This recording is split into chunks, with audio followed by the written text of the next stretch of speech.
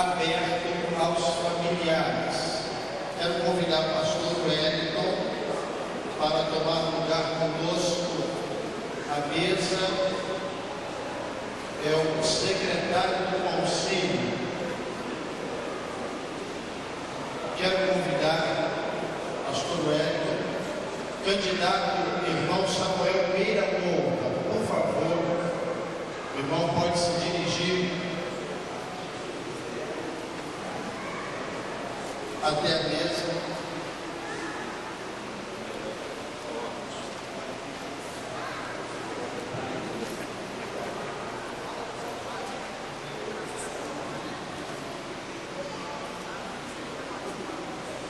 Participantes, vamos ver se a gente consegue montar um concílio com os pastores dos primeiros bancos.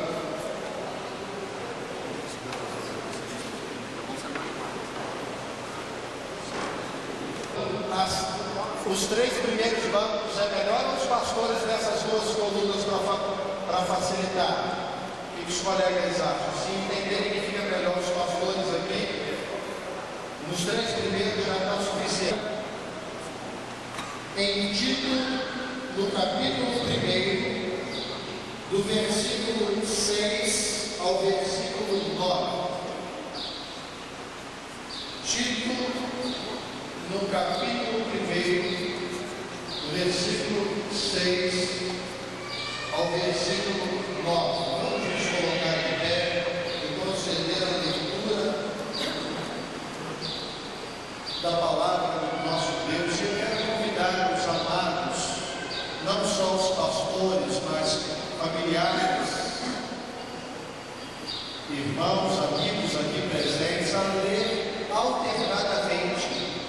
Eu lerei os versículos pares e os irmãos lerão os versículos ímpares. Tito, capítulo 1, versículo 6 a 9. É necessário que o presbítero seja irrepreensível, marido de uma só mulher, e tenha filhos crentes, que não sejam acusados de libertinagem ou de insubmissão.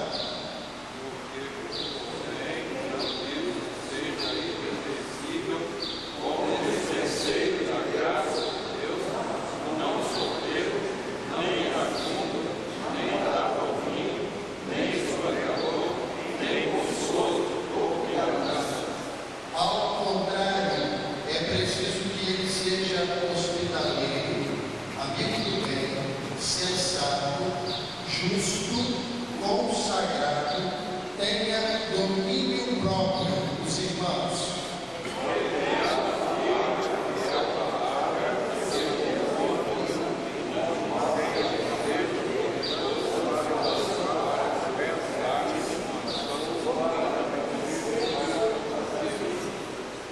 Muito obrigado. Eu vou repetir o versículo 9. Aperte-se firmemente a mensagem fiel da maneira como foi ensinada, para que seja capaz de encorajar outros pela sã doutrina e de refutar os que se opõem a ela.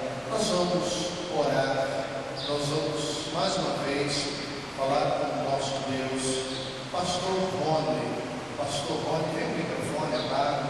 Pastor Rony é pastor da Igreja Batista Central em Talva e vice-presidente da nossa Convenção Batista Fluminense, vai estar orando. Querido Deus, nosso Pai, te louvamos pela oportunidade especial que nos concedes de estarmos reunidos no teu nome neste momento e queremos pedir a tua bênção, a direção do teu Espírito Santo, a tua aprovação em tudo que realizamos nesta tarde. Pedimos que estejas a tua mão sobre nós, que estejas capacitando-nos para estarmos neste momento juntos ao teu servo Samuel, estudando a tua palavra e discorremos acerca daquilo que doutrinariamente conhecemos, e ele possa se manter firmeza, possa estar tranquilo, em paz, e tudo que ele responder que seja de acordo com a sua consciência, com a sua firmeza. vivência doutrinária, com a sua crença, com a sua fé. Abençoa cada um de nós, e esta seja uma tarde de louvor, de adoração e de gratidão ao teu nome. Abençoa-se a cada um de nós, em nome de Jesus. Amém. Poderia sentar. O candidato irmão Samuel Meira Couto, formado no Seminário Teológico Batista Fluminense, membro desta igreja, segunda Igreja Batista em São Fidélis. Está presente aqui os seus familiares. Eu vou dar a oportunidade, irmão Samuel, de apresentar os seus familiares para que possamos conhecê-los antes de começar o concílio. Vem a sua esposa Simone e seus filhos, ele vai estar apresentando. Eu quero obrigado pessoalmente por essa alegria, esse privilégio de estar ali minha esposa, peço que ela fique de pé.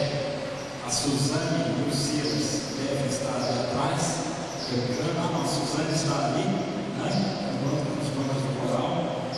Está aqui meu irmão, Daniel, a minha cunhada, Cristiane, também os meus pais estão aqui, Tiago, Daniel e a minha mãe, Helene. Lá atrás está a minha irmã, Sara, peço que ela fique de pé também.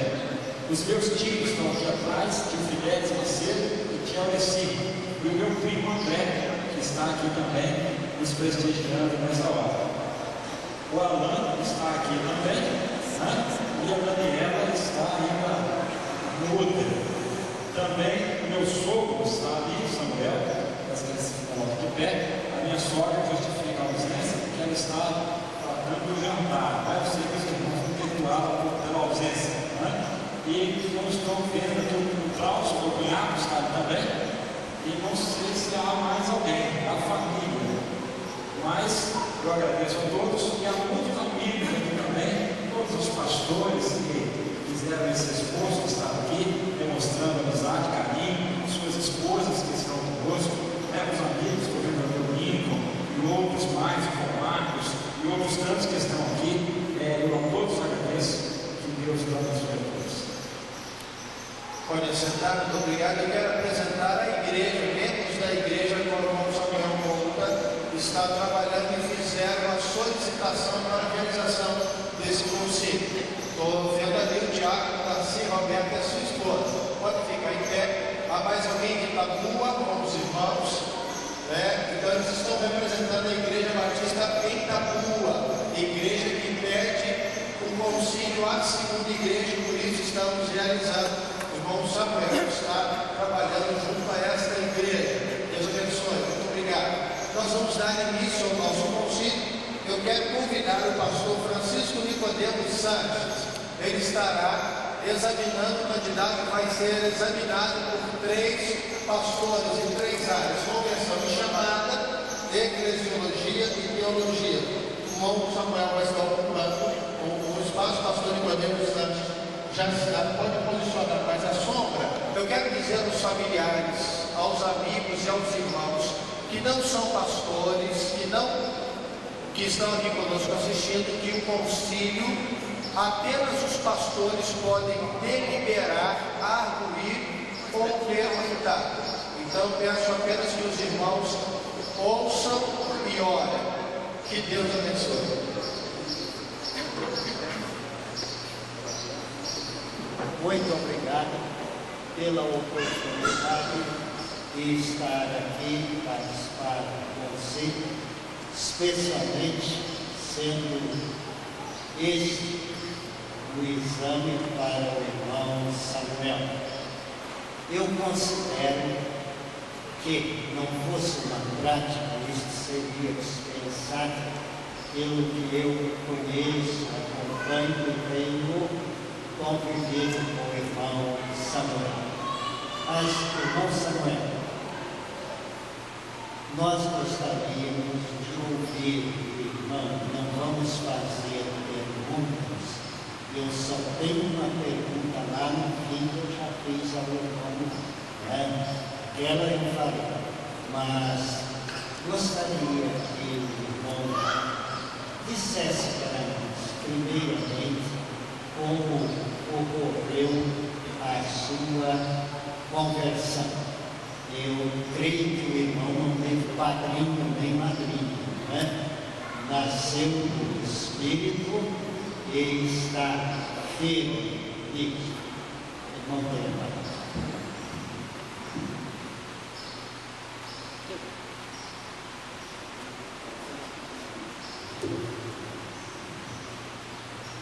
Eu tive o privilégio de nascer, como o pastor Santos disse, em um lar cristão. Estão ali os meus pais.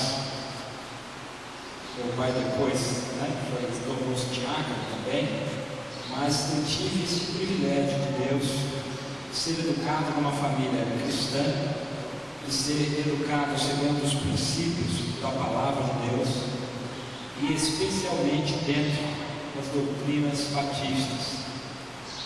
Desde menino fui embaixador do rei, ali tive várias experiências que contribuíram tanto para a minha maturidade espiritual como também para a minha chamada, mas a minha conversão, ela se deu de um modo, digamos, perceptível. Se os irmãos me perguntarem assim, qual foi o dia da sua conversão? Eu não sei o dia da minha conversão. Eu sei que eu sou convertido, porque quando os irmãos que são criados no lar evangélico entendem o que eu estou dizendo. A gente é criado naquele caminho e quando a gente chega à idade da razão e entende a necessidade de decidir, a gente que já estava naquele caminho, a gente simplesmente decide continuar nele. E Deus me deu esse privilégio. Eu fui batizado no dia 7 de julho de 85, portanto há 20 anos atrás. Tinha 8 anos de idade, fui batizado pelo querido, saudoso pastor Israel Quem. Então, eu tenho esta convicção, certeza de salvação, ainda que eu não saiba exatamente o momento, mas em um dado momento da minha vida, eu criei e recebi a Jesus como o meu único e suficiente Senhor e Salvador. E fui salvo pela sua graça, segundo a sua presidência. E graças a Deus, posso garantir aos irmãos, e eu garanto não, né? O Senhor Jesus é quem garante a minha salvação. Louvo a Deus, porque fui alcançado pela graça de Jesus. Estou salvo. Obrigado, irmão Samuel. E certamente o irmão recebeu também o chamado de Deus, ou houve um tempo na sua vida em que o irmão entendeu que Deus o havia chamado para ser seu ministro, seu servidor. Nós gostaríamos de ouvir como foi que o irmão chegou à convicção de que era chamado por Deus para o ministério. Se houve fatos, passagens, textos bíblicos que Deus usou para revelar isto ao irmão, o irmão fica à vontade para mencionar. Como eu disse, eu tive o privilégio, pastor Santos, queridos irmãos, de ser embaixador do rei e estar aqui secretariando o meu conselheiro, os embaixadores do rei. E os irmãos que conhecem a organização Embaixadores do Rei sabem como que essa organização mexe com o coração dos meninos, quanto à obra missionária, quanto ao ministério pastoral. E sendo filho de um cristão, sempre amigo dos pastores, sempre admirando e respeitando os pastores, um dia eu era menino e lá no retiro em Camiasca, meu conselheiro me levou lá para o Campo Agresso e eu tomei ali a minha decisão, chamado culto da decisão, e ali eu fui à frente, disposto a ser um pastor, e senti chamado por Deus para isso. Mas fui continuar meus estudos, fui fazer minha faculdade, casei e esqueci daquela decisão. Mas Deus sempre cobrava isso no meu coração. O pastor Santos falando em textos bíblicos, cada vez que eu lia a carta a Timóteo, tanto a primeira quanto a segunda, como a carta a Tito, como o livro de Atos, as viagens missionárias do apóstolo Paulo, aquilo mexia muito com o meu coração. E com dado momento, isso tornou-se incontrolável, o chamado de Deus para a minha vida, e eu tentava resistir, mas não houve condições. Por mais que eu quisesse seguir a minha carreira secular, tinha planos audaciosos até, de seguir carreira, mas o Senhor tocou o meu coração de modo muito específico. Quando a minha filha, Suzane, nasceu, o pastor Alecrim, que era meu vizinho de apartamento, morava ao lado, ele começou a me visitar e começou a discutir comigo a história dos batistas. E dentro da história dos batistas, o sentimento foi se intencionando muito. E em um dado momento, eu disse assim: pastor Alecrim, eu tenho assim uma vontade muito grande de ser pastor, mas eu não me sinto chamado, eu só tenho uma vontade. E o pastor Alecrim, muito sábio, disse assim: você acha que quem é que te dá essa vontade? Então aquilo ali foi uma facada no meu coração. E em um dado momento, um dia de educação feminina aqui no templo antigo da segunda igreja, estava toda a programação da MCA sobre educação teológica, educação feminina, aquele dia de educação feminina. E naquele dia, então, eu tomei a minha decisão. Aquele dia eu aceitei o convite, a chamada de Deus. Então, terminado o culto, eu vim, conversei com o pastor Maciel, e ele me perguntou por 3 vezes: você quer ir para o seminário? Eu disse: eu quero ir para o seminário. Ele repetiu essa pergunta 3 vezes, eu respondi 3 vezes, e disse: nós vamos orar. Oramos, ele apresentou o assunto à igreja, fui para o seminário, tive momentos de crise, como todo seminarista tem, mas em nenhum momento Deus deixou de ser fiel ao chamado que eu não merecia, que eu não sou digno, mas que Ele usou de misericórdia para comigo e me chamou para o ministério excelente, o ministério da palavra de Deus. Obrigado, irmão Samuel. Eu sei que o seu trabalho final no seminário foi sobre a eleição. Estas coisas todas aconteceram por um decreto predeterminista da eternidade, ou o irmão considera-se diante disso um ecletos capaz do nosso estudo? Eu defendi na minha biografia, mas você já se referiu a ela, que nós somos eleitos, sim, mas segundo a presciência de Deus. Isso que o pastor Santos falou em grego aqui, né? Isso eu vou deixar só para ele. Mas significa isso: eleitos segundo a presciência de Deus.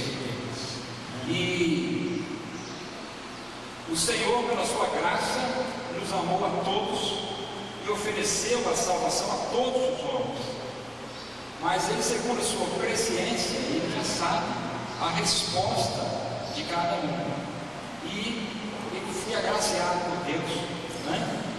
Pela sua graça a todos estendida, e respondi positivamente. E Deus, segundo a sua presciência, já sabia disso antes da fundação do mundo. E hoje está se confirmando algo que Deus já sabia de há muito tempo. Mas em nenhum momento o Senhor me tolheu o livre-arbítrio, né? Estou aqui voluntariamente. Irmão presidente, eu estou satisfeito agora.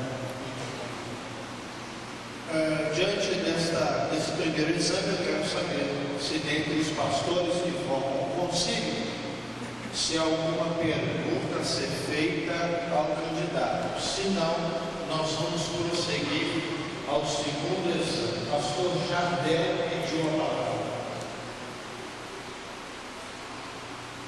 Normalmente, costuma-se dizer que quando Deus chama o pastor, a esposa. Como é que vocês estão trabalhando isso? Qual é a sua realidade? A minha esposa, ela não se casou com pastor, né? Ela se casou com funcionário público. E depois Deus mudou os rumos das nossas vidas e ela tem se acostumado a isso. Ela saiu agora, então eu estou vendo. Mas a gente tem conversado, Deus tem trabalhado. Uma das coisas que eu colocava colocava para Deus, naquela resistência que eu disse para os irmãos, era a respeito da minha esposa, não porque ela não estivesse qualificada, mas porque ela não se casou na intenção de ser esposa de pastor. Mas Deus trabalhou isso no coração dela, está ali, e hoje ela tem sido um braço direito, especialmente o nosso ministério, que estamos começando na rua. Ela tem sido uma bênção na minha vida e no ministério. Satisfaz? Alguma outra pergunta ou podemos passar ao próximo exame? Se não há outra pergunta a fazer, quero convidar o pastor Jardel, que estará então pastor da Segunda Igreja Batista em Cambuci e também vice-presidente da Ordem dos Pastores Batista do Brasil, seção do Estado do Rio de Janeiro. Vai passar o exame de eclesiologia. Bem, nossa amada, me lembro do meu dia. Me colocaram sentado para não ficar muito nervoso. Mas, não tira de letra isso. Nós vamos fazer algumas colocações que entendo que consigo para sabermos o que o irmão sabe, não o que eu e os outros colegas sabemos. Então, vamos ficar muito à vontade para responder a respeito dos tópicos que vamos estar colocando aqui para o irmão, dos tópicos importantes dentro da área de eclesiologia. E sempre que o irmão puder também, já que toda casa que se preza, ela é fundamentada, ela tem um fundamento para que ela possa permanecer firme no dia da tempestade. Assim também será o irmão como pastor. De forma que aquilo que o irmão puder embasar em textos bíblicos, vão lembrar. Se não lembrar também, fique à vontade. Quero que o irmão comece a discorrer para nós sobre eclesiologia. O que é eclesiologia? Eclesiologia, pela etimologia da palavra, é o estudo da igreja, o estudo acerca das práticas e doutrinas da igreja. Muito bem. Conceito igreja para a gente. O que é igreja para o irmão? A palavra igreja, ela vem do termo grego eclesia, que na Grécia Antiga tinha o sentido de chamar para fora. Quando havia uma reunião ou uma congregação dos pastores, ou melhor, dos governantes da cidade, então havia uma eclesia, ou um chamado para que todos se reunissem em praça pública e tratassem democraticamente, congregacionalmente, de questões daquela sociedade. Esse é o sentido secular da palavra. Quando Jesus usa a palavra eclesia, se não estou enganado, pela primeira vez em Mateus 16, 18, Jesus diz: edificarei a minha igreja. Então, a eclesia, ou chamados para fora do mundo, chamados para fora do pecado.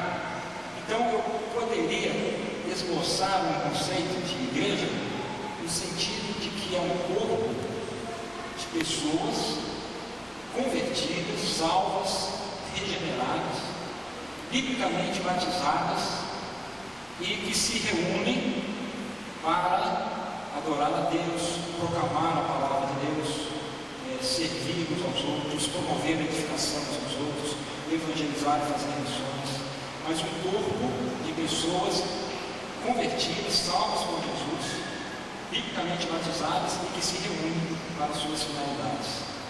Fala um pouquinho sobre as finalidades da igreja, assim, especificamente. A gente poderia dizer que a finalidade da igreja está em, primeiramente, adorar a Deus, uma vez que o Senhor a chamou para fora do mundo, a resgatou do pecado, e o Senhor Jesus deseja, como diz Paulo, encontrá-la como igreja gloriosa, sem mácula, nem ruga.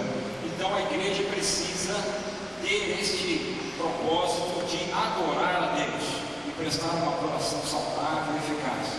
Mas o Senhor Jesus deixou outras missões, como a grande comissão que ele disse em Marcos 13, em Marcos 16, 13, se não estou enganado, ele disse: ide por todo o mundo, pregar o evangelho a todo criatura. Mateus 28, 19, 20, Jesus: ide, fazer discípulos em todas as nações, batizando-os em nome do Pai, do Filho e do Espírito Santo, ensinando-os a observar todas as coisas que eu vos tenho mandado. E eis que estou convosco todos os dias até a consumação dos séculos. Nesse versículo a gente vê a missão de ir, fazer missões, fazer discípulos, né? Além de ganhar os não crentes para Jesus, é necessário discipulá-los, integrá-los, doutriná-los, fazer discípulos, ensinando-os a observar todas as coisas. Então, essas são as missões da igreja, os objetivos da igreja, além, é claro, de promover o congraçamento, a comunhão dos irmãos uns com os outros, o crescimento mútuo, a edificação espiritual e a ação social, como Jesus diz em Mateus capítulo 5, ele diz: vós sois o sal da terra, a luz do mundo. E esse é o papel da igreja em todos esses sentidos, é sal da terra e luz do mundo. Muito bem.